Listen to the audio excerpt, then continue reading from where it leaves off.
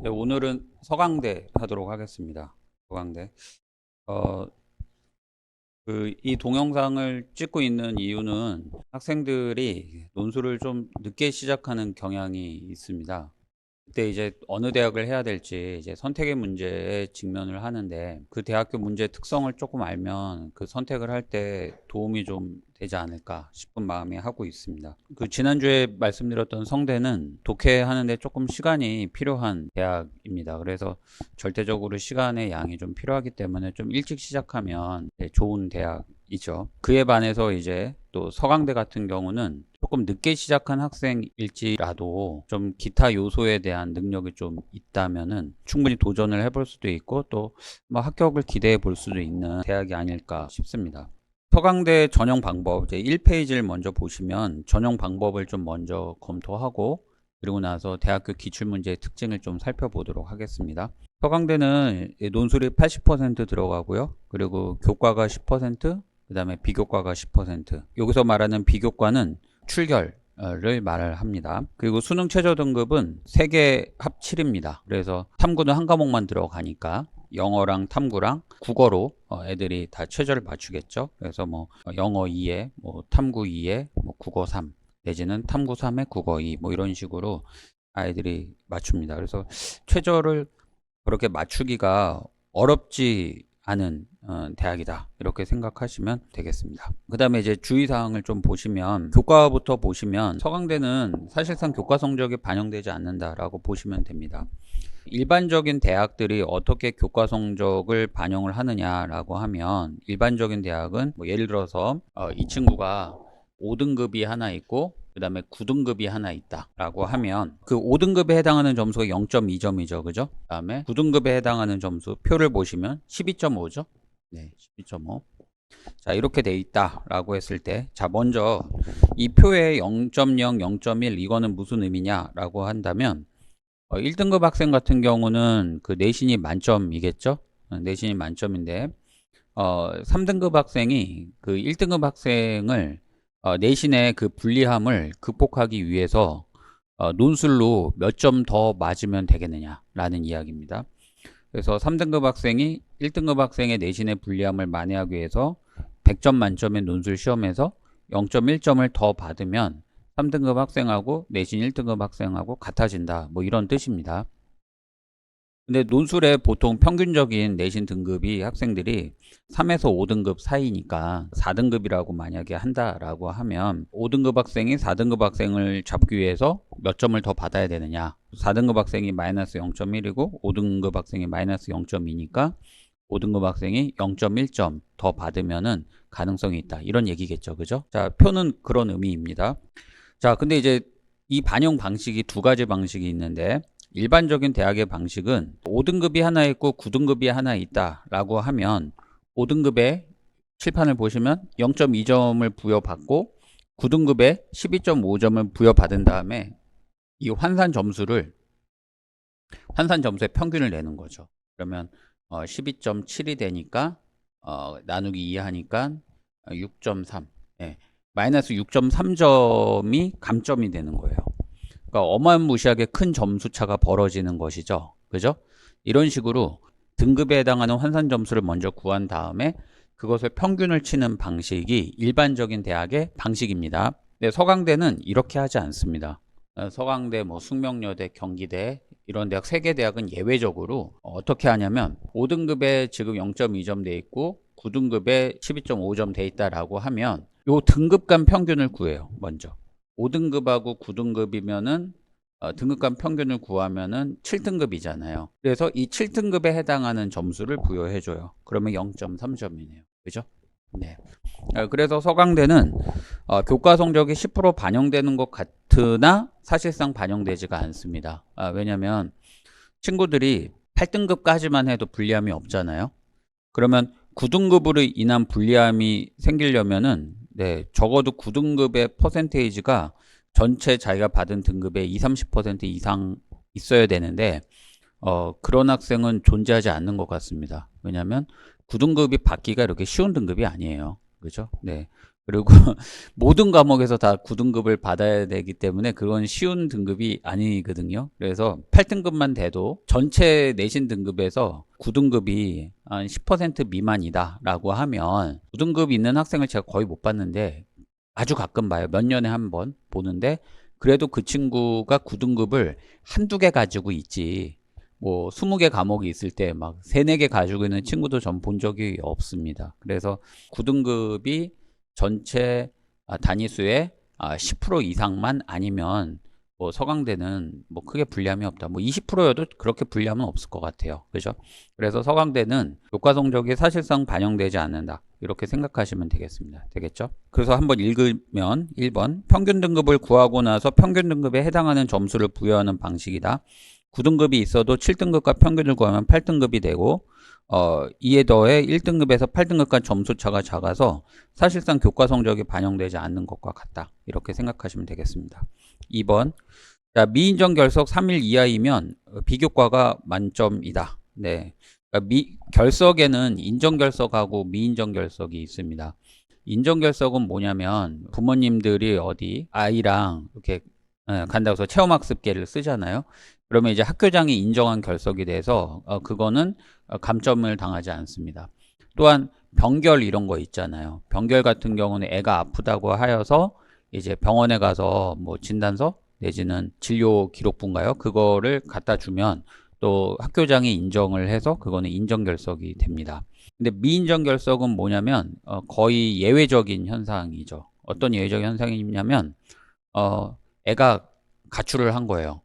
부모님이 너무 괘씸해서 학교에 가가지고 체험학습계도 안 쓰고, 그 다음에 병원에 가서 이렇게 잘 이야기해서 병결로도 처리 안 하고 네 맛 좀 봐라 하고 부모가 오히려 대놓고 우리 애기 가출했어요 이렇게 얘기해서 억지로 그 인정결석을 미인정결석을 만들지 않는 한은 미인정결석이 만들어지기는 그렇게 쉽지는 않습니다. 그래서 이 미인정결석은 아까 말씀드린 대로 뭐 체험학습이라든지 그 다음에 병결을 제외한 결석이다. 네, 거의 없다, 이렇게 생각하시면 됩니다. 근데 이 미인정 결석에서 조금 조심하셔야 될 학생들이 있는데 누구냐면 졸업생들입니다. 졸업생들. 왜 졸업생들이 위험하냐면 논술 시험이 보통 수능 이후에 있거든요. 그리고 논술 시험을 지금 보는 학생들이 학교에서 그렇게 많지가 않아요. 반에서 뭐 많아봤자 한 3, 4명? 그러니까 지금 한 반에 뭐 7반까지 있다라고 해도 뭐 전체 학생들로 치자면 30명 미만? 굉장히 적은 소수의 학생들이 시험을 보다 보니까 이제는 학사 일정을 짜실 때 이 논술 시험은 별로 고려하지 않으시는 것 같더라고요. 그래서 논술 시험 치러 가야 되는 그 주에 막 기말고사 넣어놓는 학교도 있고요. 기말고사를 좀 미리 당겨서 시험을 보더라도 아이들을 뭐 11월 달까지는 통제한다고 해서 학교를 나오라고 해요. 그래서 뭐 비디오도 보여주고 뭐 이런다고 하더라고요. 근데 친구들 입장에선 논술 시험이 바로 이번 주 토요일이니까 학교를 가기 싫은 거죠. 그래서 선생님한테 양해를 구했는데 선생님께서 그래도 12시까지는 하고 가라, 뭐 이런 거죠. 근데 학원 수업은 그때는 오전 9시부터 막 깔리거든요. 그러니까 친구들이 선생님이랑 잘 이야기하고 부모님이랑 잘 이야기해서 학교랑 잘 이야기하면 좋은데, 이제 수능도 끝났고 하니까 나는 그냥 에이 그 막 나가겠다, 뭐 이런 식으로 해서 그냥 말도 안 하고 학교를 빠져버려요. 그래서 이제 선생님들이 약이 올라가지고 선생님들도 이게 어떻게 아무리 그렇지 이럴 수가 있어요 해가지고 선생님께서도 그냥 그 아이들을 그냥 미인정 결석으로 때려버리시는 경우가 있어요. 그래서 실제로 졸업생 중에서 미인정 결석이 막 8일 9일 되는 친구들도 봤어요. 그때 그 기간 동안. 그렇다 보면은 이제 논술에서 이제 불리함이 있을 수가 있어요. 그래서 재수하는 친구들 중에 작년에 그런 경우가 있다라고 하면 조심하시고, 그 다음에 재학생들 같은 경우도 수능 끝나고 나서 아무리 논술을 본다고 하더라도 선생님과 잘 이야기를 해서 이런 불상사를 방지해 놓으십시오. 지금 보니까 적지 않은 학생들이 재수를 해요, 지금. 그래서 자기는 지금 올해 재수 안 하겠다 할지라도 내년에 어떻게 될지 몰라요. 그래서 꼭 이 결석 문제는 잘 처리를 해 놓으시기 바랍니다. 그 다음에 이제 지각 조퇴 결과, 이거 3회면은 그 결석 1일로 됩니다. 네. 네, 그 다음에 2번 수능 최저 등급. 삼합6에서 삼합7로 완화가 됐습니다. 이게 작년부터 완화가 됐어요. 그러니까 2023학년도까지는 삼합6이었습니다. 그 전년도, 즉 2023학년도보다 실질 경쟁률이 다소 상승할 수 있고요. 이거는 지금 제가 동영상을 촬영하고 있는 이 시점에서 아직 서강대가 자료를 발표해 주지 않아서 지금은 알 수 없는데, 아마 2023학년도 대비해서 2024학년도에 실질 경쟁률이 아마 올랐을 겁니다. 네. 수시, 정시 모두 사회탐구, 과학탐구 불문하고 어디든 지원할 수 있다. 네. 자, 이거는 무슨 말이냐면, 과거에는 인문계 학생은 사탐, 자연계 학생은 과탐, 이렇게 필수 응시 영역이 지정이 됐어요. 그래서 사탐을 응시한 학생들은 자연계 모집단위에 지원할 수 없었고요. 과탐을 응시한 학생들은 인문계도 지원이 가능했어요. 그러니까 사탐을 응시한 학생들은 무조건 문과만 지원했어야 됐었는데, 서강대가 이거를 풀었어요. 그래서 사탐을 응시한 학생도 자연계를 얼마든지 지원할 수 있습니다. 수시든 정시든 마찬가지입니다. 그렇다면 이제 서강대만 두고 생각을 한다라고 하면 자연계 학생도 과탐을 할 필요는 없겠죠. 왜냐면 과탐이 등급을 맞기가 힘들기 때문에 사탐을 하는 게 훨씬 유리하죠. 그래서 이런 취지 때문에 저희 집의 아이도 지금 고2인데 저희 집 아이도 사탐을 응시는 시키지만 고1 때부터 꾸준히 수학을 많이 시키고 있습니다. 그러니까 수학을 잘하는 건 둘째 치고 이제 자연계 논술이 이제 미적, 기하, 확통이잖아요. 그래서 그걸 하면 시험에서 유리해지기 때문에 지금 꾸준히 시키고 있습니다. 그 이유는 바로 수시에서 이제는 과탐이 아니라 사탐을 쳐도 자연계 지원이 가능하기 때문에 그렇습니다. 그래서 이 수시, 정시 모두 사회탐구, 과학탐구, 불문학 어디든 지원할 수 있다. 이거는 이과 학생들한테 의미가 있을 것 같고요. 문과 학생들한테 그렇게 크게 의미는 없을 것 같습니다. 자, 그 다음에 이제 논술은 이제 별도의 장에서 보기로 하고요. 그 다음에 모집 인원을 좀 보겠습니다. 자, 모집 인원. 모집 인원을 보면 이제 2025년도하고 24년도 비교하면은 뭐 큰 변화가 없습니다. 큰 변화 없이 지식융합 미디어 학부만 2명이 좀 줄었다. 이렇게 생각하시면 됩니다. 그 다음에 이제 2023학년도 최저 충족률, 이때는 3합6일 때죠. 3합6일 때 보면 지원한 학생들의 한 30% 정도, 약 30% 정도 애들이 충족을 했다라고 보시면 되고, 그 다음에 이제 3합7로 됐으니까 뭐 한 10% 정도 더 증가할 수 있겠죠. 그렇죠? 그래서 한 40% 정도 학생들이 지원할 가능성이 있다. 그리고 2023학년도에 실질 경쟁률이 20대 1 정도 수준이었으니까 최저 충족률이 조금 올라가면 뭐 23대 1 정도, 이 정도 될 수 있지 않겠는가라고 예측해 볼 수 있을 것 같습니다. 전반적으로 보시면 경제랑 경영이 경쟁률이 좀 낮고, 그 다음에 사회과학부 이쪽이 경쟁률이 좀 다소 높죠. 그죠? 네. 그 이유는 서강대가 이따 논술에서 보겠지만 경제경영학부는 경제 관련 주제가 좀 나와요. 그래서 경제를 하지 않은 학생들이 좀 기피하는 경향이 있습니다. 그러다 보니까 경제경영 쪽의 경쟁률이 다소 낮고 그 외 학과의 경쟁률이 다소 높다. 이렇게 생각하시면 되겠습니다.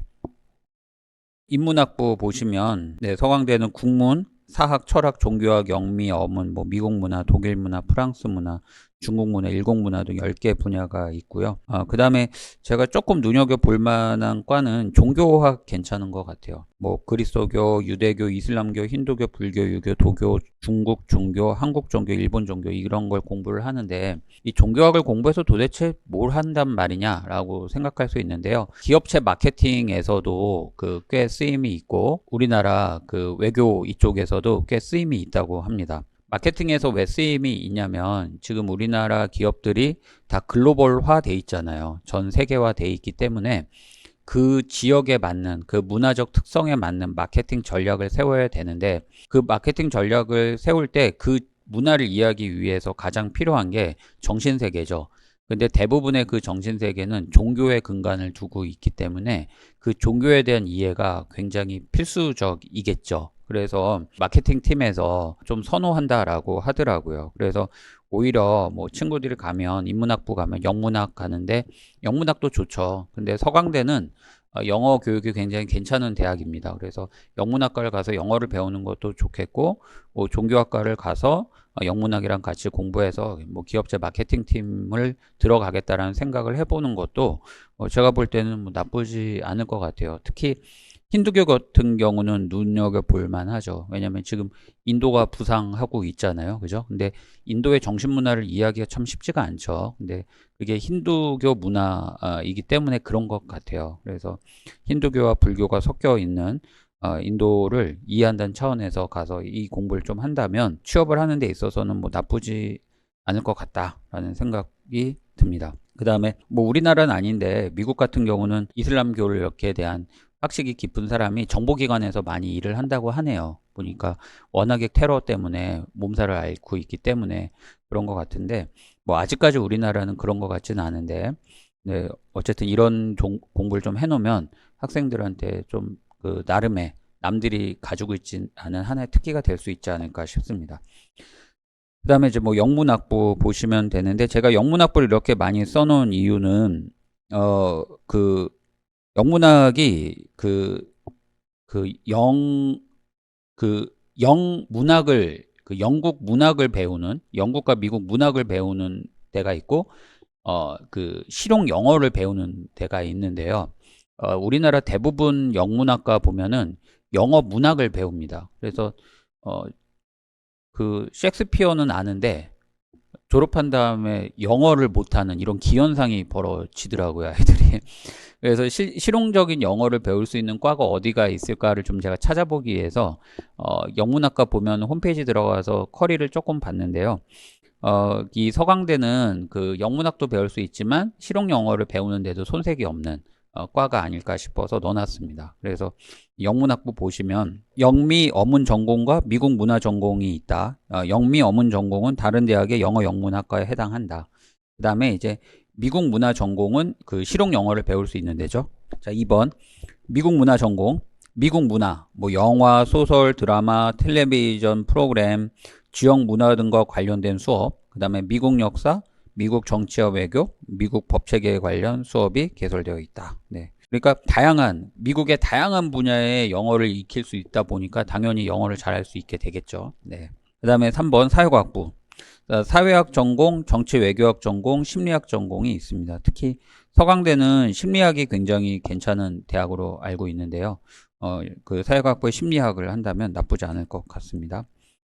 네, 그 다음에 4번 지식융합 미디어 학부인데 이거는 이게 뭐지? 라고 싶을 거예요. 일단 부모님 때는 없었던 과라고 보시면 됩니다. 자, 보시면 1번이 글로벌 한국학 전공이라고 해가지고요. 뭐 한국 문학, 한국 역사 이런 것도 공부하고 영어도 많이 공부를 시켜요. 그래서 이제 한국 문화를 이렇게 해외에 소개하는 이런 콘텐츠를 생성할 수 있는 능력을 키워주는 학생 그 학부죠. 그래서 저는 괜찮다고 생각을 합니다. 특히 지금 한국어를 배우려고 하는 수요가 굉장히 많대요. 마치 부모님 세대 때 뭐 YBM, 시사 YBM이나 뭐 이런 영어 학원에서 있으면 외국 강사들이 와서 영어를 막 가르치고 그랬잖아요. 그러니까 지금 우리나라가 그러고 있는 것 같아요. 우리나라에 한국어를 하면서 영어를 할 줄 아는 사람들이 많이 이 한국어를 가르치는 이런 일도 하고 있고, 그 다음에 뭐 그런 것뿐만 아니라 뭐 가장 대표적인 게 아리랑 TV 같은 거겠죠. 한국 문화를 영어 컨텐츠로 소개하는 이제 그런 쪽과 관련된 과라서 이쪽 부분에 관심을 두는 것도 나쁘지 않을 것 같습니다. 그 다음에 이제 미디어 앤 엔터테인먼트 전공, 아트 앤 테크놀로지 전공 뭐 이렇게 있는데 신문방송학 전공은 뭐 잘 알고 계시니까 넘어갈게요. 자, 미디어 앤 엔터테인먼트 전공은 세 번째 동그라미 3번 같이 한번 읽어보는 걸로 마무리하겠습니다. 보면 그냥 신문방송학인데 영상 제작에 관련된 전공이다라고 생각하시면 됩니다. 그래서 뭐 TV 프로그램 제작, 첨단 영상 제작, 미디어 심리, 미디어 효과, 미디어 수용자, 스마트폰 어플리케이션 제작, 가상현실 영상 제작, 디지털 콘텐츠 제작, 뭐 소셜 빅데이터 분석, 그리고 공연, 영상, 예술의 연출, 대본, 제작에 관한 과목, 엔터테인먼트, 아트의 장르의 역사, 놀이 연구, 뭐 신화 연구, 디지털 테크놀로지와 엔터테인먼트, 뭐 엔터테인먼트 아트의 최근 경향을 전하는 커리큘럼을 구성되어 있다. 보니까 이제 다양한 교양과 함께 실용 기술을 익힐 수 있게 해주는 과구나라고 생각하시면 되겠습니다. 그 다음에 이제 아트 앤 테크놀로지 학과는 이제 부모님들이 알고 계시는 그 부모님 세대의 컴퓨터 그래픽 학과를 조금 연상시키시면 조금 이해가 쉬울 것 같아요. 네, 보시면 읽어볼게요. 아트 앤 테크놀로지, 애니메이션, 그 다음에 게임, 그 사운드는 뭐냐면 이제 영화고 게임이고 애니메이션이고 간에 그 소리가 들어가야 되잖아요. 그 소리를 편집하는 기술을 배운다고 합니다. 그게 사운드. 그 다음에 스토리, 코딩, 기획 등 수업이 개설되어 있고 대부분의 강의가 이제 영어로 진행이 된다고 합니다. 그리고 또 제가 여기 기자재 아트앤테크놀로지 전공의 기자재를 좀 봤어요. 왜냐면 이런 게 있더라도 요즘은 기자재가 없으면 말짱 학생들이 가서 공부할 수가 없거든요. 그래서 서강대 기자재 보유 현황을 보니까 괜찮더라고요. 그래서 이런 공부를 하는데 필요한 특수 카메라라든지 뭐 믹서라든지 편집할 수 있는 뭐 컴퓨터라든지 등등이 잘 보유가 돼 있더라고요. 그래서 관련 기자재도 괜찮습니다. 네, 그 다음에 이제 글로벌 한국학 전공을 좀 읽어보시면 뭐 쉬우니까 넘어가도록 하겠습니다. 자, 이게 서강대 이제 학과 안내와 그 다음에 이제 전형 방법에 대한 이야기였습니다. 서강대 전형 방법에서 알고 계셔야 될 거 하나를 꼽자라고 하면 교과 성적이 들어가는 것 같은데 안 들어간다. 그 다음에 졸업생 중에 결석일수가 많은 친구들은 조금 피해라. 그렇지 않으면 아무 문제 없다. 이렇게 생각하시면 되겠습니다. 자, 그럼 이제 서강대 문제를 한번 보겠습니다. 몇 페이지를 보시면 되냐면요. 서강대 7페이지에 제가 서강대 문제를 하나 넣어놨는데요. 가장 대표적인 문제 두 문제인데, 자, 이 문제는 작년도 서강대 경제경영학과에서 실제로 출제되었던 문제입니다. 서강대 입문 문제는 그 경제경영학과 1번과 같은 문제 두 문제가 나오고요. 그 다음에 경제경영은 이렇게 1번과 같은 문제 하나, 2번과 같은 문제 하나가 나옵니다. 그러면 1번과 같은 문제, 2번과 같은 문제가 뭐냐라고 하면 1번 문제는 그냥 인문사회적인 그 주제로 출제가 되고요. 문제 2번은 보시면 합리적 선택이라는 경제와 관련된 문제가 출제가 됩니다. 네. 그래서 인문 문제를 따로 안 보는 이유가 인문 문제는 뭐 인문사회 관련된 문제 두 문제가 나오니까 경제경영 문제 1번으로 준해서 생각하시면 되겠고, 뭐 경제경영 문제는 2번이 특색이니까, 그러니까 경제 문제가 나오는 게 특색이니까 그냥 이 2번 문제 보면 될 것 같아서 제가 서강대 인문사회 및 경제경영을 대표하는 문제로 경제경영 문제를 가져왔습니다. 자, 한번 보실까요? 문제 1번 보면 배점이 50% 돼 있고 그 다음에 800에서 1000자 쓰는 거네요. 자, 문제 2번 보면 50% 배점이 돼 있고 800에서 1000자 쓰게 돼 있네요. 그죠? 네. 그러니까 요것도 굉장히 중요한 정보입니다. 왜냐면 학생들이 논술 시험 보면 박빙의 승부가 벌어질 수도 있거든요. 저도 애들 가르쳐 보면 아주 특별하게 잘 쓰는 친구 한 명은 있어요. 그 해의 학생 거의 뭐 100명, 200명 중에 한 명 있는데 대부분 학생들은 다 쓰는 게 비슷하거든요. 그러면 문제가 그렇게 어렵게 출제되지 않았다라고 하면 박빙의 승부가 벌어질 수 있어요. 그럴 때 되면 1점도 영향을 미치는데 서강대는 1번하고 2번 배점이 같지만 가장 대표적인 대학이 홍익대라든지 부산대는 문항별 배점이 다르거든요. 그러면 1번부터 푸는 친구는 굉장히 어리석은 친구일 수 있겠죠. 홍익대 같은 경우도 시간이 그렇게 넉넉지가 않고 부산대 같은 경우도 넉넉지 않기 때문에 배점이 높은 문제부터 먼저 푸는 게 박빙의 승부가 벌어지고 시간이 부족해서 나중에 답안을 실제로 완벽하게 못 채우는 경우도 발생할 수 있기 때문에 그때는 배점을 봐야 되겠죠. 그런데 서강대는 그런 배점의 차이가 없기 때문에 그냥 뭐 아무 문제나 풀어도 상관은 없을 것 같습니다. 자, 보시면, 자, 문제를 보시면, 자, 재심은 가해 현상이 발생하는 원인을 나와 다를 활용하여 분석하고 가해 현상을 해결할 수 있는 방안을 라마바를 바탕으로 제시하시오. 이렇게 돼 있거든요. 자, 문제 자체가 어쩌죠?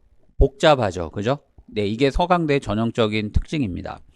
서강대는 제시문이 이렇게 많이 나오고요. 논제 자체가 복잡하지만 그 논제 요구사항을 따라가면은 답을 할 수가 있어요. 이걸 갖다가 저는 조건 제시형 문제라고 이름을 붙였어요. 네. 잠깐 필기를 한번 해볼까요? 서강대 문제는 크게 세 가지가 나온다라고 보시면 됩니다. 하나는 조건 제시형 문제고요. 이렇게 지금 보시는 것처럼 조건이 복잡해요. 여러 가지 제시문을 가지고 뭐 원인을 분석하고 뭐 공통점을 말하고 뭐 대안을 제시하라 뭐 이런 식으로 조건이 복잡하고 그 조건에 따라가면 되는 문제가 있습니다. 근데 이 조건 제시형이 사실은 두 가지로 나뉩니다. 단순형하고 수문형이라고 제가 이름을 붙였는데요. 단순형은 뭐냐면 그냥 그 조건을 보고 조건에 맞춰서 문제 제시문 읽고 답을 작성하면 답안 자체가 무리가 없는 문제고요. 수문형은 뭐냐면 이렇게 조건이 복잡하게 제시되어 있음에도 불구하고 여기에 현출되지 아니한 조건이 있어요. 여기에 현출되지 아니한 조건이 있어서 그 조건을 학생이 스스로 파악해 줘야 되는 경우가 있어요. 이게 수문 조건형 문제. 수문 조건이 있어서 그 수문 조건을 자기 스스로 찾아서 써야 되는 문제의 형식으로 나뉩니다.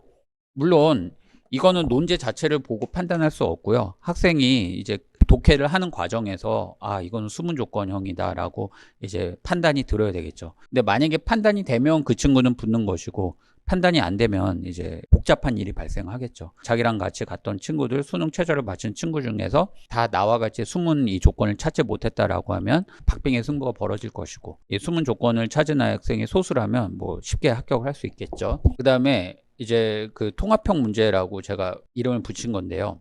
통합형 문제는 오늘 여기에는 있지 않습니다. 여기에는 있지 않은데 그냥 이런 거예요.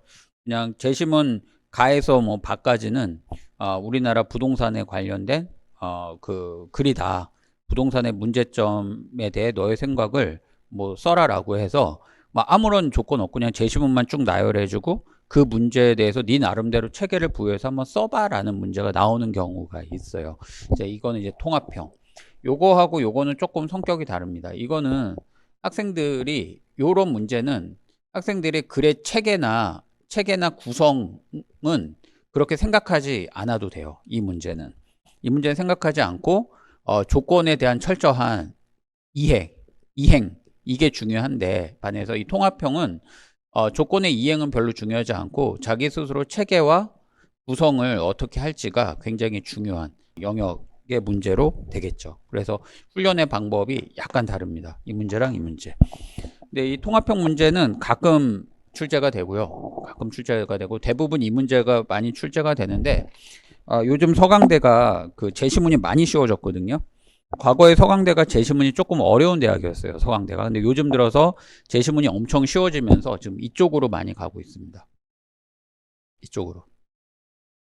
제시문이 쉽지만 거기에 그 교수님들이 조건을 하나씩 숨겨버려요. 그러다 보니 그 조건을 파악하지 못해서 쓰지 못하는 일이 많이 발생한다. 뭐 그게 도대체 뭔지를 지금 저랑 같이 한번 문제를 직접 읽어보면서 판단을 해보도록 하겠습니다. 자, 제시문 가. 자, 제시문 가 보시면 밑줄 친 데만 보시면 됩니다. 마녀사냥 이런 게 있었죠. 과거에 그 마녀사냥 아시죠? 마녀다라고 해서 뭐 불태워 죽이고 이랬었던 거, 그 마녀사냥. 그 다음에 중략 다음에 마녀사냥은 근대적 현상이다. 밑줄 친 데만 보세요. 그러니까 마녀사냥이 과거에 중세 봉건 사회에 있었긴 하지만 이게 근대에도 있는 것이다 라는 얘기겠죠. 근대적 현상이다. 그래서 저 또 한 줄 내려가 보면 일반 민중들은 정치적으로 종교적으로 큰 에너지를 띠게 되었죠. 근대 들어서 다스리는 자 입장에서는 그들을 그 상태 그대로 방치해서는 안 되고 질서 체계 안으로 끌어들여야 할 것이다. 그래서 질서를 부여한다는 것은 그것을 거부한 자들을 억압한다는 것을 뜻한다. 그러니까 이제 주류 질서에 거부하는 사람들, 그런 사람들을 탄압하는데 그게 마치 과거의 마녀사냥과 같다. 뭐 이런 얘기겠죠. 네. 중략 다음에 그 밑에 밑줄 친 데 보겠습니다. 사람들은 여론 매체의 의견이 사실인지를 확인한 뒤 이를 이성적으로 비판적으로 판단하기보다는 그 의견을 무비판적으로 받아들여 상대를 맹목적으로 비난한다. 그러니까 그 인터넷에 이루어지는 인격살인 이런 거겠죠. 인터넷에 이루어진 인격살인 이런 게 현대판 마녀 사냥이다. 뭐 이런 거겠죠. 그래서 논제에서 보자면 가해 현상이 발생하는 원인이라고 했는데 가해 현상은 뭐죠? 현대판 마녀 사냥을 말을 하는 거겠죠. 그죠? 네. 자, 그 다음에 제시문 나를 한번 볼게요. 나는 뭐냐면 밑에서 세 번째 밑줄 친 내용 보시면 됩니다. 자, 우리를 움직이는 장치를 자각해야 된다라는 거죠. 한 줄 내려가서 인간은 사회의 제약에서 자유롭지 않지만, 즉 사회적 제약이 바로 우리를 움직이는 장치라는 얘기겠죠. 그 제약이 갖는 모습을 깨닫고 이를 변혁시키기 위해 노력한다. 이런 말이죠. 자, 그 다음에 제시문 다해서 보면 그 중간쯤 가면 두려움을 느끼게 하는 것이 훨씬 더 안전하다. 한 줄 내려오면 군주는. 그러니까 군주가 두려움을, 사람들로 하여금 두려움을 느끼게 하는 것이 훨씬 더 안전하다. 그래서 한 줄 내려가면 군주는 잔인하다는 평판쯤은 개의치 말아야 한다. 뭐라는 거죠. 그렇죠? 네. 그 다음에 제시문 라번 보시면 밑줄 친 데 보면 사상을 공부하는 목적, 그러니까 정치 사상을 말하겠죠. 정치나 철학이나 이런 사상을 공부하는 목적은 한 줄 내려가서 자신의 견해를 정립하고 비판적으로 검토하도록 만들어 자신이 무엇을 왜 그렇게 생각하는지 알도록 하는 데 있다. 뭐 이게 이제 제시문 라의 내용이고요. 그다음 제시문 마 보시면 집단의 이기심은 피할 수 없는 것처럼 보인다. 그러니까 집단 이기심이죠. 집단 이기심은 항상 있다라는 얘기고 한 줄 내려가면서 사회 구조와 제도의 차원에서 사회 정의 실현을 통해 극복할 수 있다. 그러니까 이런 집단의 이기심은 사회 구조나 사회 제도 또는 사회 정의 이런 실현을 통해서 집단 이기심을 극복할 수 있고 사회는 사회 구조와 제도의 정의를 또 지향해야 된다. 뭐 이런 이야기입니다. 자, 그 다음에 제시문 봐 보면 수령이 자신을 단속하고 법을 만들어 엄정하게 행하면 백성이 죄를 범하지 않을 것이다. 그러니까 이제 수령, 그 고을의 사또를 말하는 거죠. 그 고을 사또가 자기가 바르면 굳이 법을 만들지 않아도 백성들이 죄를 범하지 않는다. 뭐 이런 얘기입니다. 자, 이거를 한쪽에 펴 놓으시고요. 3페이지 맨 끝에 채점 기준 보시면 됩니다. 저 채점 기준이 뭐 결과 등급 기준, 과정 등급 기준 뭐 이런 식으로 있어요. 그러니까 결과 등급 기준은 써야 될 말을 썼느냐 이런 것이고요. 과정 등급 기준은 그 쓰게 되는 과정의 논리적 과정이 이런 과정을 따랐느냐. 그래서 결과 기준으로도 등급을 부여하고 과정 기준으로도 등급을 부여하나 봐요. 서강대는. 그런 얘기입니다. 그러면 결과적으로 뭘 써줘야 되느냐라는 거죠. 가장 중요한 게 그 3페이지 밑줄 친 거. 마녀사냥은 사회와 지도자 집단, 사회와 개인 모두와 연관되어 있는 현상이다. 네, 이걸 써줘야 된다라는 거죠. 그러니까 이제 마녀사냥을 쓸 때 단순히 개인적인 문제만 쓴다든지 아니면 사회도 쓰고 개인도 쓰고 집단도 썼는데 그냥 그게 이렇게 널브러져 있다든지 라고 하면 안 되고 이 마녀 사냥에 관계된 원인 분석 및 대안을 쓸 때 개인과 사회로 분명하게 나눠서 써줘야 된다라는 것이죠. 네, 그래서 어머님들이 쭉 읽어보시면서 눈치를 채셨나 싶은데요. 다시 한번 보실래요? 문제를 다시 한번 보시면 가번에서 마녀사냥 어쩌고저쩌고 나오잖아요. 근데 이 가번에서 우리가 개인의 문제와 사회의 문제로 나누기가 그렇게 쉽지는 않았을 것 같아요. 그죠? 네. 근데 제시문 나번에서 보면 우리를 움직이는 사회 제도가 있다는 거, 인간이 자각할 수 있다라는 거에서 개인적 관점의 입장을 그 힌트가 주어질 수도 있었던 거죠. 그 다음에 제시문 다에서 이제 군주의 문제가 나오는 거고, 그 다음에 제시문 라에서 우리가 사상을 공부하는 목적이 나오고, 제시문 마에서는 사회 집단의 문제가 있는 거고, 바에서는 이제 수령의 문제가 있는 거죠. 그죠? 그러면 이 문제, 이것들을 나에서 바까지를 쭉 읽고 나서 사회와 개인으로 정확하게 스스로 분류를 할 수 있어야 돼요. 논제에서 제시문 가해 현상의 발생할 원인을 나와 나를 활용하여 개인과 사회로 나누어 분석하고 이렇게 문제를 주었으면은 쉬웠을 텐데 이 개인과 사회라는 그 전제 조건을 논제에서 주지 않고 이 제시문을 통해서 스스로 추론해내야 되는 문제였다라는 거죠. 이 부분이 이제 학생들한테 변별 요소가 되었을 가능성이 매우 크다라는 것이죠. 되겠죠? 네. 그래서 이것이 바로 조건을 이렇게 숨긴 형태다라고 이해하시면 되겠습니다. 네, 다시 4페이지 넘어갈게요. 자, 과정 등급 기준으로 볼게요. 과정 등급. 네, 1번 읽어보면 제시문 나에서 꼭두각시 특징을 가해 기술된 지도자들이 사회 통제 시도나 집단의 의견을 무비판적으로 수용하는 개인의 초점에 맞춘 거고 2번 무대 위에서 꼭두각시를 자신의 의도대로 움직이는 장치 혹은 사회의 교묘한 끈을 가해서 서술된 국가 권력에 적용하여 원인을 분석하고 있는가. 그러니까 개인과 국가 권력, 즉 개인과 사회로 이 문제 자체를 분석해줘야 되고 대안도 개인과 사회로 나눠서 써줘야 된다. 이런 얘기겠죠. 자, 그 다음에 3번 넘어갈게요. 3번 제시문 말을 통해 해결 방안을 개인의 이타성이나 집단 이기주의에 초점을 맞추어 기술하는 것이 아니라 개인과 집단의 변화 모두 필요함에 초점을 맞추어 기술하고 있는가라는 거죠. 네, 이게 조금 어려운 문제인데요. 4번이랑 같이 설명할게요. 자, 제시문 바에서 지도자가 변화할 때 미치는 영향이 위, 즉 사회에서 아래 개인으로 전달됨을 파악하고 이를 마녀사냥과 연결시켜 기술하고 있는가. 즉 이게 무슨 말이냐면 지도자가 바르다면 다른 사람들도 바르게 행동할 것이라는 식의 단순 서술에 그치는 것이 아니라 지도자가 바르게 통치하면 마녀 사냥과 같은 사회 통제 장치를 사용하지 않고도 개인들 간의 질서가 잘 유지될 수 있음을 연결하여 기술하고 있는가? 이렇게 쉽게 써놓으셨는데 이거 굉장히 어려운 사고법입니다. 어렵다기보다는 많이 연습해야 되는 사고법입니다. 자, 잘 보세요. 여기에 뭐라고 되어 있냐면 여기서 제시문 마의 내용을 잘 보시면 다시 한번 볼게요. 제시문 마의 내용을 보시면 수령이 자신을 단속하고 법을 만들어 엄정하면 백성이 죄를 범하지 않을 가능성이 있다라고 하고요. 밑에서 세 번째 줄 보시면 형벌도 사람을 바로잡는 일이 있어 말단이다. 수령 자신이 바르면 백성도 바르지 않을 수 없고 수령이 스스로 바르지 않으면 비록 형벌을 내리더라도 바르지 않게 된다라고 했어요. 그러니까 수령이 바라야 된다. 수령이 바라야 되고 그 다음에 형벌도 말단이다. 즉 형벌을 사용하는 것보다는 수령을 사용하는 게 낫다라는 거죠. 그죠? 그러면 이 수령은 지도자고 이 지도자가 바르면 그러니까 지도가 잘하면 사회 통치를 잘하는데 근데 이 만연사냥과 같은 사회적 장치 형벌이겠죠? 이 형벌과 같은 그 사회적 장치를 사용하지 않더라도 통치가 될 것이다 라는 거죠. 그럼 이렇게 대응을 해볼게요. 대응을 형벌 만연사냥 사회적 장치죠. 사회적 장치. 즉 수령에 해당하는 지도자, 형벌에 해당하는 이 문제의 마녀사냥 요거 사회적 장치를 사용하지 않아도 사회가 바르게 될 것이다. 이런 식으로 대응을 시킬 수 있어야 되는 거죠. 그죠? 자, 수령과 형벌이라는 제시문 마의 내용을 A라는 내용을 이 논제의 문제인 사회 지도자라는 문제와 그 다음에 사회적 장치라는 사회적 문제로 이 B의 영역으로 얘를 변형시켜서 썼잖아요. 그죠? 네. 이걸 갖다가 영역 전이적 사고라고 합니다.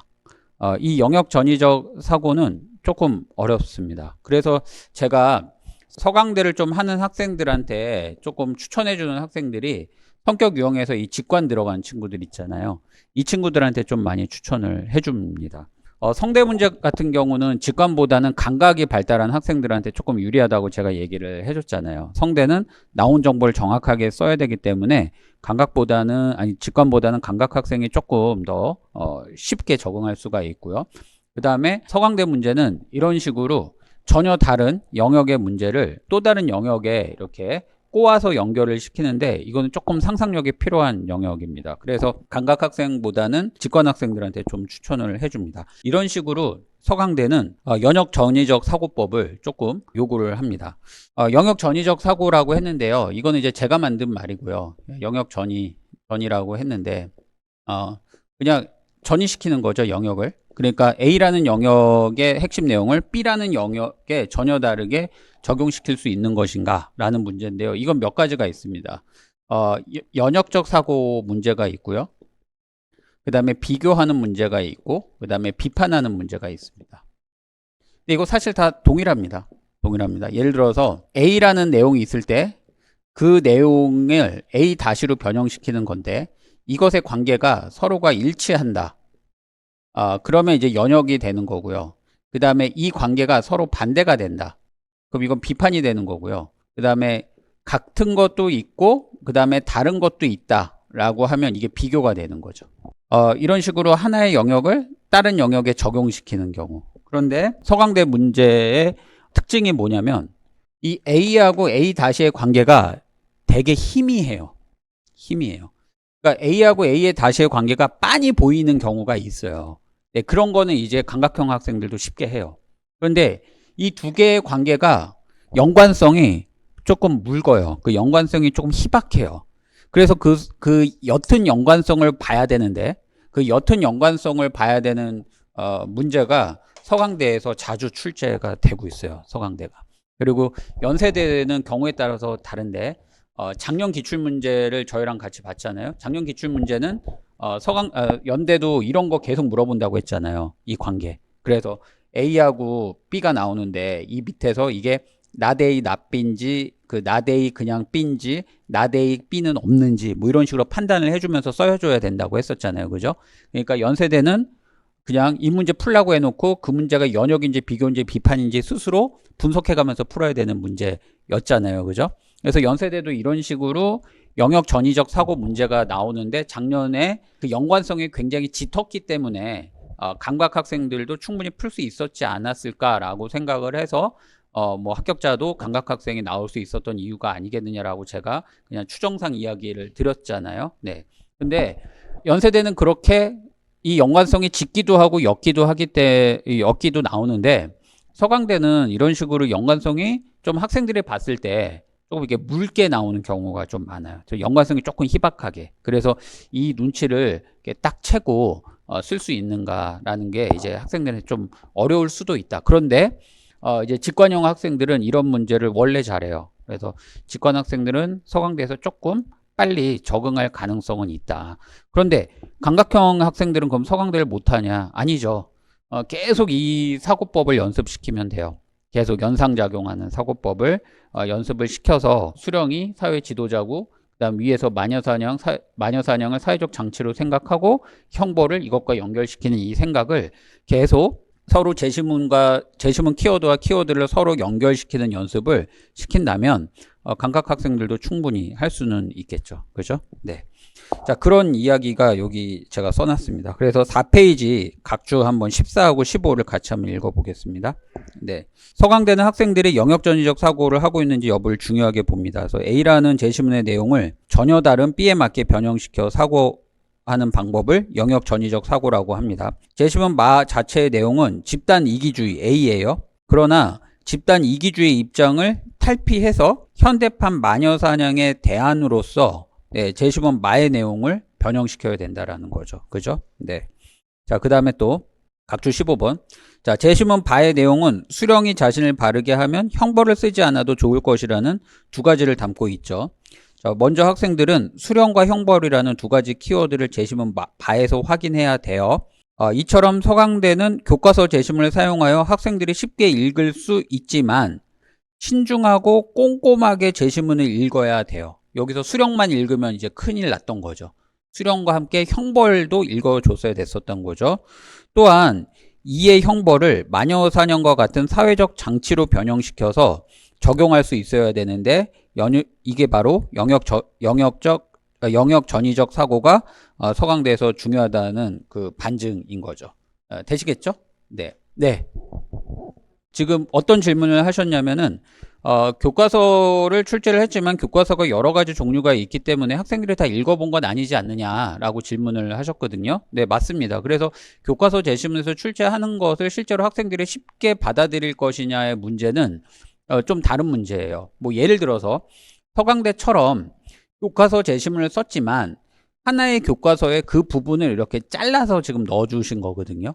그것도 필요한 부분을 다 중략 처리하셔서 학생들이 읽었으면 좋은 부분만 이렇게 짤막짤막하게 넣어주신 거예요. 그래서 학생들이 이 교과서 내용을 읽는 것 자체는 어렵지 않아요. 그런데 성대도 교과서 제시문이었거든요. 근데 읽기 어려웠었죠. 그죠? 네, 그 다음에 인하대 문제도 우리가 나중에 보겠지만 인하대도 교과서 제시문인데요. 그거 되게 어려워요. 성대처럼 A라는 내용을 내고 싶어요. 그러면 그 A라는 내용과 연관된 교과서의 모든 교과서를 다 잘라와요. 뭐 사회문화니 생활과 윤리니 그 다음에 뭐 지리니 또는 국어니 문학이니 하다못해 영어 교과서에서도 그걸 다 잘라와서 그거를 교수님이 하고 싶은 말인데 그 하고 싶은 말을 만들도록 교과서 요 줄 잘라오고 또 저 교과서 요 줄 잘라오고 저 교과서 요 줄 잘라와요. 이런 식으로 그 교과서를 수십 개의 교과서를 가지고 잘라오는 거예요. 그러니까 마치 뭐에 비유할 수 있냐면 제가 30년 전인가 20년 전인가 20년 전에 트랜스포머 1을 처음 봤어요. 왜 변신하는 로봇 영화 있잖아요. 그걸 이제 처음 봤거든요. 근데 그때 범블비가 이 말하는 기능이 고장 나가지고 어떻게 하냐면 자기의 말을 주인공한테 할 때 말하는 로봇이니까 로봇가 말을 해야 되는데 말하는 기능이 고장 나서 라디오에서 있는 표현들을 잘라가지고 자기가 말하는 거예요. 나는 어느 별에서 온 로봇이야. 이 말을 나는 이거를 어떤 그 음악가가 나는이라는 그 노래에 있으면 나는 자르고 또 별이라고 하면은 또 어떤 그 아나운서가 말한 별 그 말을 잘라오고 에서 잘라오고 온 잘라오고 로보트야 이런 식으로 자기 말을 하더라고요. 그러니까 듣기 엄청 불편하죠. 왜냐면 톤이 다 다르잖아요. 그것처럼 성대고 인하대고 이런 데서 이런 학교는 수십 개의 교과서에서 그 말을 다 잘라서 교수님들이 하고 싶은 말을 만들어내서 출처는 교과서야. 그런데 말이 되게 어색해. 문체가 계속 달라져. 한 문장 내에서도 문체가 달라지고 약간 뉘앙스가 다른 문체도 있고 그러다 보니 학생들이 읽기가 쉽지가 않은 거죠. 그리고 이화여대도 교과서 제시문을 쓰거든요. 근데 어려워요. 왜 어렵냐? 이화여대는요, 문학이나 국어에서 장문의 그 제시문을 쓰는데 문제는 국어 교과서 딱 읽어보시면 거기 있는 내용들이 상당히 석학들의 내용이란 말이에요. 그래서 내용 자체가 그렇게 쉽지는 않아요. 근데 그게 교과서에 실려 있는데 문제는 그 교과서가 천재 교과서이면 조금 나아요. 왜냐면 천재 교과서는 한 30% 정도의 학생들이 보는 교과서예요. 채택률이. 그런데 천재 교과서가 아니라 좀 다른 교과서 이래 버리잖아요. 그래서 제가 채택률을 다 한번 조사를 해봤어요. 전국의 채택률을 교과서. 뭐 금성도 10%? 동아도 10%? 이 정도밖에 안 돼요. 그런데 더 큰 문제가 있죠. 또 뭐가 문제 있냐? 교과서를 안 읽어요. 학교에서 교과서를 읽지 않고 뭐 수능 특강, 뭐 문제집 이런 걸로 수업을 해버리니까 애들이 교과서 자체를 안 읽어버리는 거예요. 그래서 저희 아이도 문학 교과서가 이렇게 책상 위에 있더라고요. 싹 봤더니 야, 교과서만 읽으면 우리나라의 대한민국의 모든 애들은 거의 석사급 정도의 지식을 가질 수 있겠구나라는 생각이 제가 들었던 게 뭐냐면 그 교과서에 그 원전 있잖아요. 원전의 일부만 넣어놓은 거예요. 1분의 한 페이지, 일부분 또는 뭐 몇 달러. 그러면 공부를 하는 애들이라면 저라면 그 원전을 찾아볼 것 같거든요. 그러면 저희 때는 물론 교과서가 몇 종류가 안 됐어요. 그래서 실렸던 글이 몇 개 안 됐기 때문에 원전을 다 찾아보는 게 어렵지 않았고 실제로 저도 원전을 다 찾아보면서 고등학교 때 공부를 했거든요. 그러다 보니까 그 원전 밖에서 출제가 되더라도 얼마든지 맞출 수가 있는 거죠. 근데 요즘 아이들은 그 교과서 자체의 종류도 엄청나게 많은데 특히 그 가져오는 페이지 수가 굉장히 적어요. 근데 이화여대 같은 경우는 그 교과서에 제시문을 써요. 근데 거기에 원전이 거기에 있기도 하고 없기도 하는데 그거를 풀로 써요. 그러다 보니 애들 입장에서는 안 읽어본 제시문인 거예요. 그러다 보니까 어렵게 느껴지는 거죠. 그래서 교과서 제시문이 과연 쉽냐? 저는 이거는 눈 가리고 아웅인 것 같아요. 결국은 학생들이 독해력을 키워야 된다. 다시 서강대로 넘어오자면 서강대는 교과서 제시문 맞다. 그리고 교과서 제시문이 어렵지 않다. 성대나 인하대나 이화여대와 달리 서강대는 쉽다. 왜냐면 교수님들이 제시문 쉽게 줄게. 대신 조건 숨겨놓을 테니까 니들이 찾아봐. 이런 문제다라고 생각하시면 되고 또 하나 영역 전위적 사고를 요한다. 내가 교과서 제시문은 비록 A라는 제시문 줬는데 이거를 너네 마녀사냥, 특히 마녀사냥은 사회적 장치나 제도라는 걸 너네들이 바꿔서 읽어야 돼. 그래서 이 문제는 사회적 제도나 장치로 인하여서 개인이 억압받는 문제를 어떻게 해결할 것인가에 라는 주제로 니들이 스스로 읽어야 돼 라는 식으로 해서 이 주제의식을 숨겨버리는 거죠. 문제.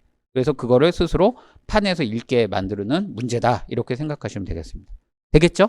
네, 이게 이제 서강대 문제였습니다. 자, 그 다음에 서강대 경제경영 문제 하나 보고 넘어가도록 하겠습니다. 문제 2번 한번 보실까요? 자, 논제부터 읽을게요. 네.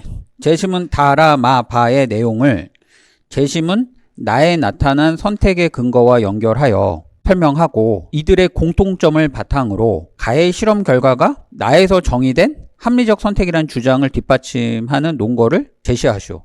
논제 자체만 읽으면 무슨 말인지 잘 모르시겠죠. 한 번만 더 읽어볼까요?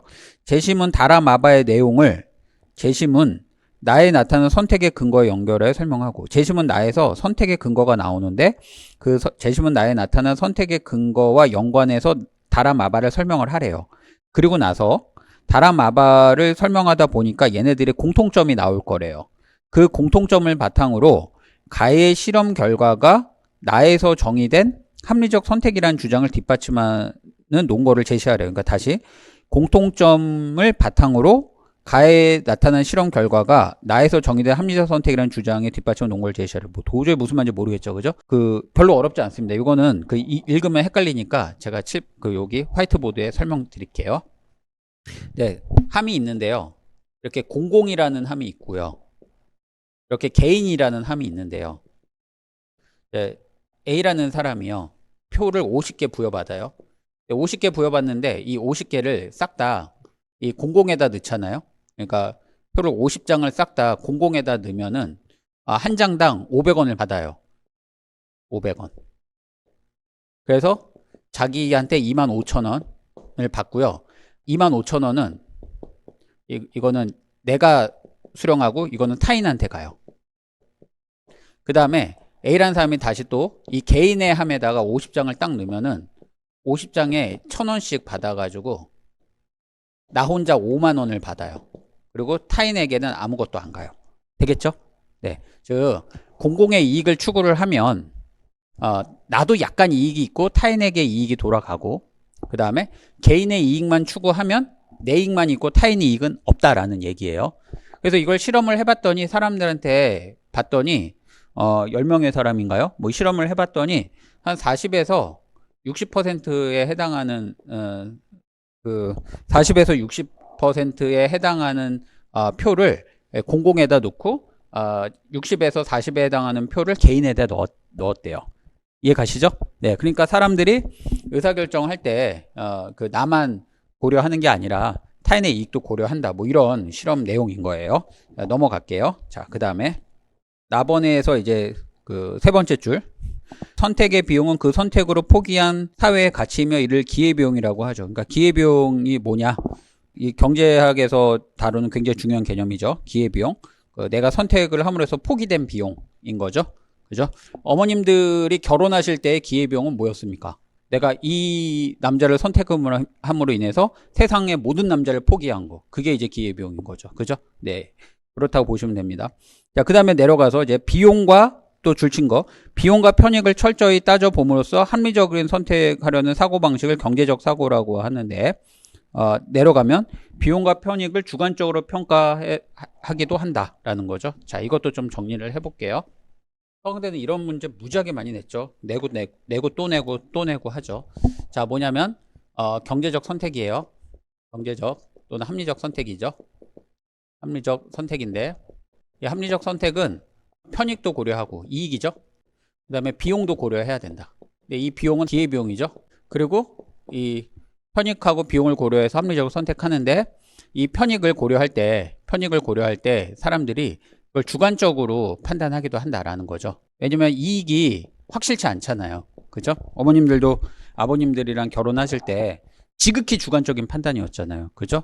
객관적으로 옆집 남자와 우리 집 남자를 정확히 면밀히 파악해서 한 게 아니라 그냥 주관적으로 판단한 거잖아요. 그것처럼 편익은 주관적으로 판단하고 비용은 기회비용이고, 근데 물론 이 기회비용도 주관적으로 판단할 수 있겠죠. 그래서 이렇게 하는 게 경제적 선택이다 라고 하는 거죠. 자, 이걸 가지고 이제 다 한번 고려해봐라. 그럼 재심은 다해서 다해서 어떤 편익 어떤 비용을 치렀는지 한번 봐라 라는 거죠. 다 했더니 페이스북 창업자네요. 마크 저커버그가 한 줄 내려가서 자신이 보유한 주식 99%를 평생을 기부하겠다라고 했는데, 왜 그러냐면 애가 태어났나 봐요. 근데 그 자신의 아이인 너의 세대가 더 좋은 세상에서 살게 해주기 위해서 했고, 맨 밑에 사회의 잠재력을 진화시키고 평등을 촉진할 수 있는 일들, 즉 너의 세대가 더 좋은 세상을 살게 하고 싶은데 그 좋은 세상이 뭐냐면 사람의 잠재력을 진화시키고 평등을 촉진시킬 수 있는 하는 일들, 그 일들을 하기 위해서 내가 주식 9%를 포기했어. 뭐죠? 주식 99% 포기한 거고, 이익은 더 좋은 사회를 만들기 위해서, 이 말이죠. 네. 그 다음에 제시문 라는 중간에 티파니의 다이아몬드를 소유하면 상류층이 된과 동시에 자신의 과거를 지울 수 있다고 믿는 홀리라는 여자가 지금 가가지고 티파니 보석 가게에서 다이아몬드를 이렇게 보는 거죠. 왜 보냐 봤더니 다이아몬드를 소유하면 상류층이 된과 동시에 자신의 과거를 지울 수 있다고 믿으니까. 그리고 한 줄 내려가면 그래서 홀리에게 그거는 안식처인 거고, 그 중략 다음에 보면 사치제인 보석은 어떤 면에서 하등의 쓸모가 없지만 자아 정체성과 사회적 지위를 드러내는 하나의 상징이다라는 거죠. 그러니까 마크 주커버너는 주식 포기하는 선택을 했고, 라는 이제 보석과 같은 사치제 소비죠. 사치제를 소비를 하는데, 사치제 소비 비용은 뭐 그 비싼 가격이겠죠. 근데 뭘 얻냐 그러면은 뭐 사회적 계층 상승이라든지 그 다음에 뭐 자아 정체성 확립하는 거 뭐 이런 거겠죠. 그 다음에 마릴라는 한 줄 내려가서 나 때문에 널 희생시킬 수는 없단다 라고 N에게 얘기했더니 N이 뭐라고 하냐면, 희생이라뇨, 초록지붕집을 포기하는 것은 더 큰 희생일 거예요. 난 초록지붕 좋고, 한 줄 내려가서 두 줄 내려서 훌륭한 교사가 여기서 될 거고, 그리고 아주머니의 시력을 지켜드릴 것이고, 한 줄 더 내려가서 최선을 다해 살면 틀림없이 그만한 대가가 돌아올 거라 믿어요. 뭐 이런 얘기죠. 그러니까 이제 마는 딴 데 가지 않고 고향에 계속 있기로 결정한 거죠. 메릴랜드 가지 않고 계속 고향에 있기를, 아주머니 옆에 있기를 선택한 거죠. 아주머니 옆에 남기. 그러면 편익은 뭐냐? 뭐 아주머니 돕는다. 그 다음에 또 뭐 교사도 해서 오는 만족감도 있을 거고, 뭐 초록지붕도 좋을 것이고. 어떤 비용을 썼느냐? 뭐 리치몬드로 가가지고 뭐 대학을 진학할 수 있는 그 삶을 포기한 거죠. 리치몬드의 삶을 포기한 거고, 그 다음에 편승효과이죠. 한 줄 내려가서 유행에 따라 상품을 구매하는 소비 현상, 그죠? 두 줄 내려가서 자신의 주관이나 기호보다는 다른 사람의 영향을 받아 소비하는 행위죠. 그죠? 그러니까 편승효과. 그러니까 유행에 따른 소비죠. 편승효과, 유행에 따른 소비. 자기가 좋아하는 거 하는 게 아니고 다른 사람이 뭐 하는 건지 하는 거죠. 편익은 뭐죠? 자신의 유행을 따른다라는 만족감이겠죠. 그 다음에 비용은 뭐 그 소비에 따른 비용이겠죠. 자, 그러면 여기에서 공통점이 혹시 보이시나요? 공통점이? 편익과 비용. 다시 8페이지 가면 다라마바의 내용을 나에 나타난 선택의 근거에 연결해서 설명했죠. 그죠? 나다라마바 합리적 선택이다. 주식 포기한 거 합리적 선택이다. 사치제 소비 합리적 선택이다. 아주머니 옆에 남는 거 합리적 선택이다. 유행에 따른 소비 합리적 선택이다. 왜냐하면 편익하고 비용에 따르는데, 이런 비용을 치르지만 이런 이익이 있는데 주관적으로 판단했을 때 이 이익이 더 좋은 이익이다. 이런 얘기인 거예요. 그죠? 네, 더 좋은 이익이에요. 자, 그러면 이거를 설명했는데 이들의 공통점을 바탕으로 얘기하래요. 네, 이들의 공통점을 바탕으로 가의 실험 결과가 나에서 정의된 합리적 선택의 주장을 말하래요. 근데 가에서 뭐 한 거죠? 가에서 어떻게 선택했죠? 가에서 개인의 이익도 고려했지만 개인의 이익만 고려한 게 아니라 사회적 이익을 같이 고려했잖아요. 사회적 이익을 고려했는데 이것이 나에 의하면 합리적 선택이다 라고 해야 돼요. 그러면서 이 가의 공통점하고 연결시켜줘야 돼요. 그럼 가의 공통점이 뭐죠? 사회적 이익. 그죠? 여기서 다 뭐죠? 이런 판단들이 다 뭐냐면 타인의 이익을 고려했다 이런 거죠. 즉 다라마바의 이런 선택들이 다 보면 더 좋은 사회, 그 다음에 계층, 내가 지금 못하다라는 거를 타인에 의해서 영향받아서 자신을 판단한 거고, 아주머니를 돕는다라는 타인, 그 다음에 타인의 유행을 따른다라는 이 타인의 영향을 받은 거죠. 이익이 아니라 타인의 영향을 받은 거죠. 타인의 영향을 받아서 주관적 판단에서 이익을 생각한 것처럼 제시문 가도 자신의 이익뿐만 아니라 타인의 이익을 고려해서 한 합리적 선택 행위다 라고 풀 수 있느냐라는 거죠. 그죠? 자, 죄송합니다. 이 문제를 이렇게 막 구구절절 풀어서. 네. 근데 제가 여기서 이제 뭐 때문에 이걸 이렇게 구구절절 풀었냐면 요게 이제 굉장히 어렵다라는 거죠. 서강대에서 제가 아까 뭐라면 서강대는 조건을 숨긴다라고 했잖아요. 바로 이게 숨겨진 조건이에요. 숨겨진 조건. 타인의 영향을 받는다라는 거. 문제 2에서 두 번째 줄 보시면 문제 2에서 이들의 공통점을 바탕으로 하라고 했잖아요. 그러니까 다라마바의 공통점을 찾아줘야 되는데 이 다라마바의 공통점을 가와 연결해서 하나 더 생각해보고 그게 뭐냐, 타인의 이익 내지는 타인에게 영향을 받았다라는 거를 표현을 해줘야 된다라는 거죠. 근데 이거를 표현을 못하면 이제 친구들이 이제 복잡다기한 일이 발생을 하겠죠. 네. 그래서 이 숨겨진 조건을 파악할 수 있느냐가 이제 이 문제의 핵심이었습니다. 5페이지 한번 보시겠어요? 5페이지에 과정 등급 기준. 네. 3번 보세요. 3번. 다바의 선택의 공통점이 편익 또는 비용을 평가할 때 타인을 고려하여 주관적으로 평가된다는 것을 인지하였는가? 즉 타인을 고려한다라는 것을 이 문제에서 꼭 써주지 않으면 이 좋은 점수를 못 받는다, 이런 얘기겠죠. 근데 그 각주 16번 한번 읽어볼게요. 16번. 네, 5페이지 맨 밑에.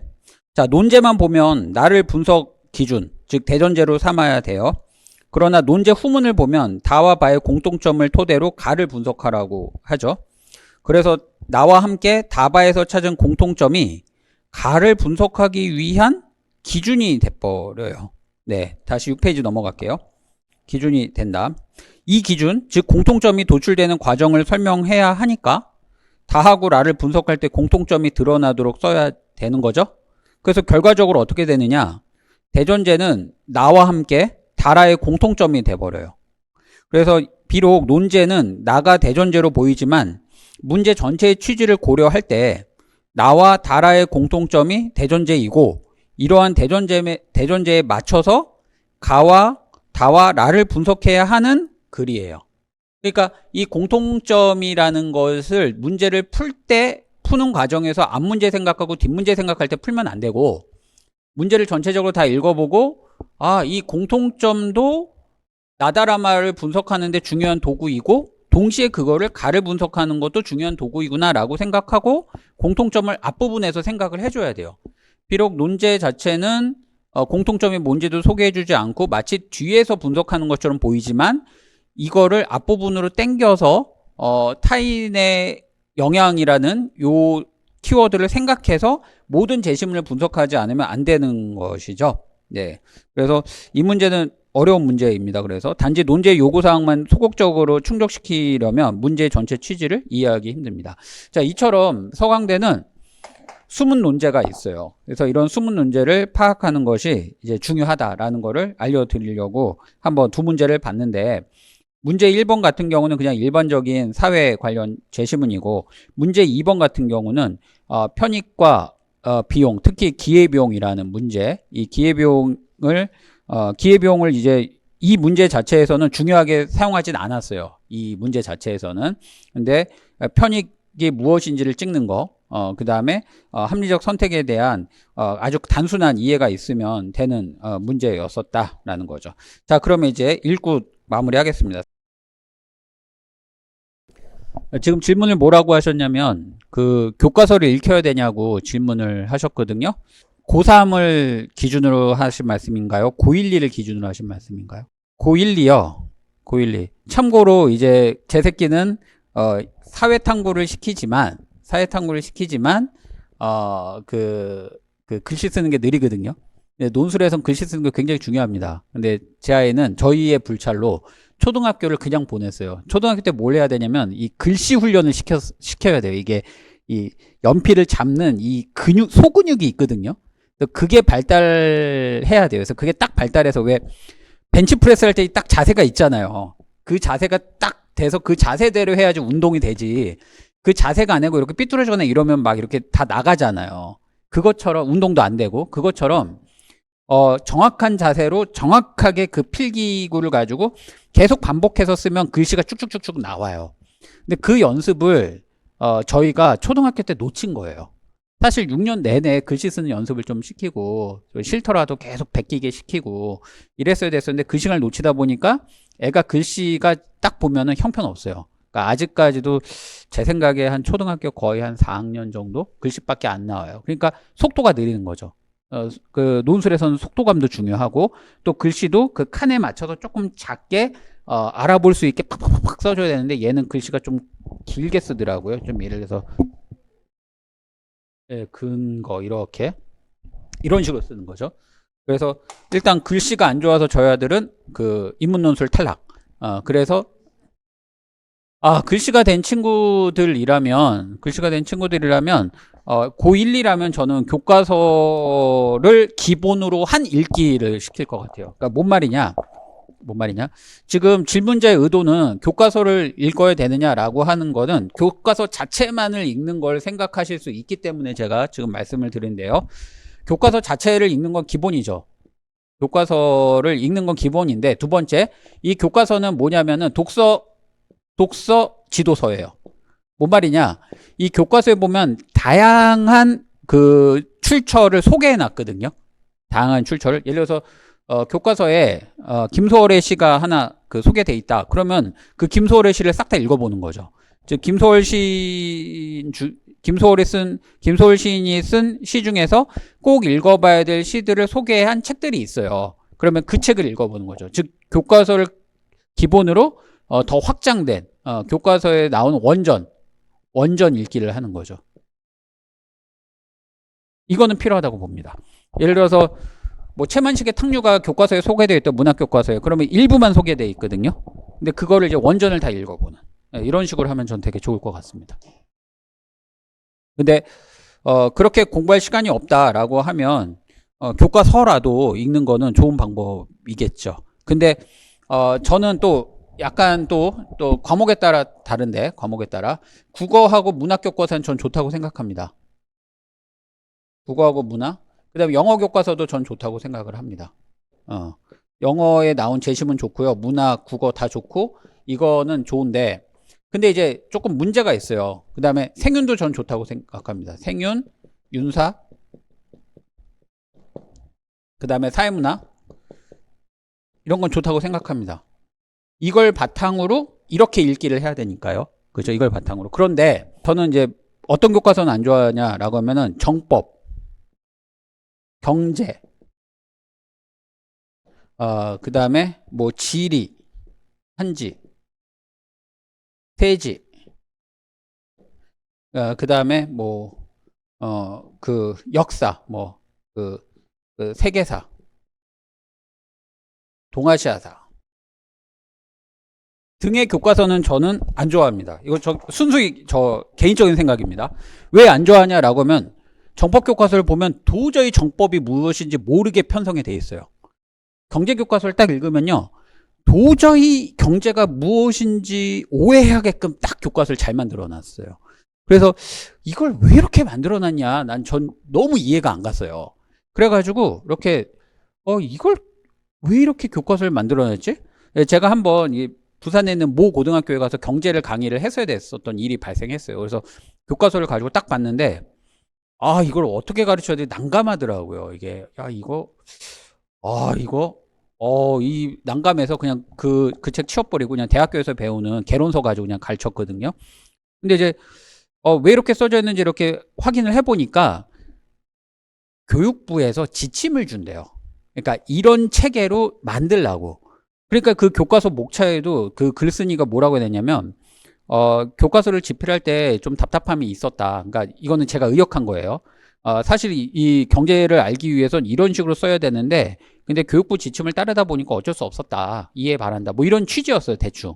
그래서 이런 거는 저는 오히려 제 개인적으로 생각 안 읽는 게 좋은 것 같아요. 이런 거는 읽지 말고 제가 볼 때 문제집이 아니라 이거는 읽지 마세요. 그럼 공부 어떻게 하냐? 그냥 학원 가세요. 이거 그냥 학원 가시는 게 좋을 것 같고요. 그리고 교과서 읽기로는 전 이거는 좋은 것 같아요. 이거 사문, 생윤, 윤사, 국어, 문학, 영어 좋은데 다만 이 교과서 자체만을 읽는 것도 나쁘진 않지만 꼭 이거를 토대로 이 교과서에 소개된 원전을 찾아서 읽으면은 되게 좋을 것 같다. 그러면 이거 읽기를 언제 하는 게 가장 좋죠? 중학교 때 하면 좋겠죠. 내지는 초등학교 때 하면 더 좋겠죠. 시간이 많을 때. 초등학교. 그래서 이제 제가 계속 누누이 지금 그 책 읽기를 강조하는 이유가 바로 이런 이유인 거죠. 교과서를 가지고 교과서 원전을 초등학교 때 읽고 이러면 너무 좋죠. 너무 좋은데 또 문제가 뭐냐? 어려워요. 고등학교 때 소개되는 작품들이라든지 글은 조금 어려울 수 있으니까 그럼 초등학교 때 결국 어쩌냐?